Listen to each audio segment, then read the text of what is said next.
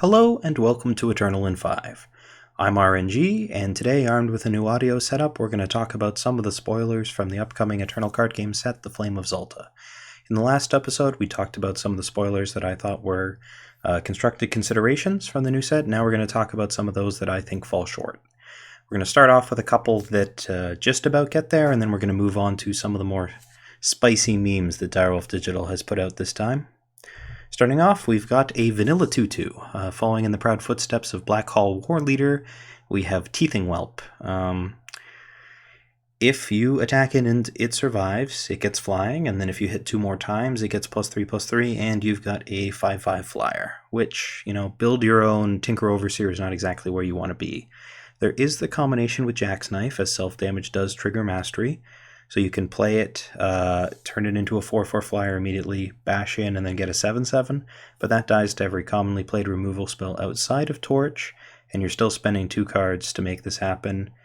And if you don't draw your Jack's Knife, you've got this 2/2. Or if you do draw your Jack's Knife and not the Teething Whelp, well, you've got a Jack's Knife, and you're playing a bad Crown Watch Longsword. So, not a card that I think will get there in any serious deck. Next, we've got Immortalize, which is an alternative to the 0-cost draw unit from your Void for even decks, and also the best way to get Exalted.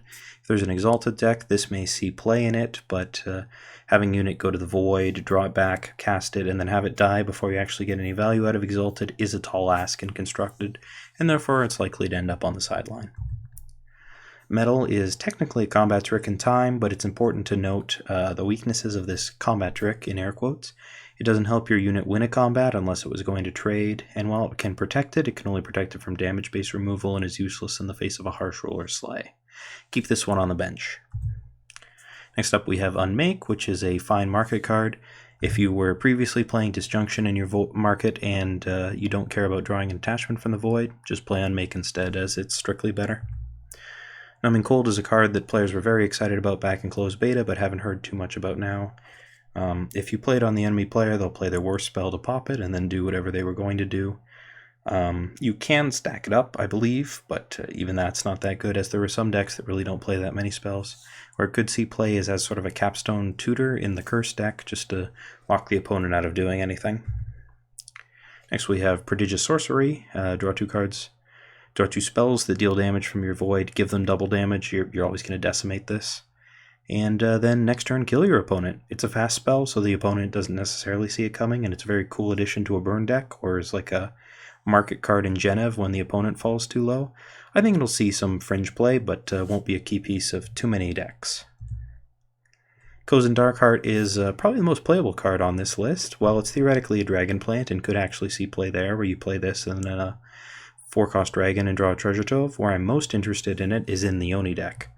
It's a 1/5, so it survives Hailstorm, and most Oni do not, and if you combine it with Kyojin, the Oni Lord, it immediately bashes in for 3 as a 3/7, probably survives combat, and then gives you a 4/4 Cinder Dragon for your troubles.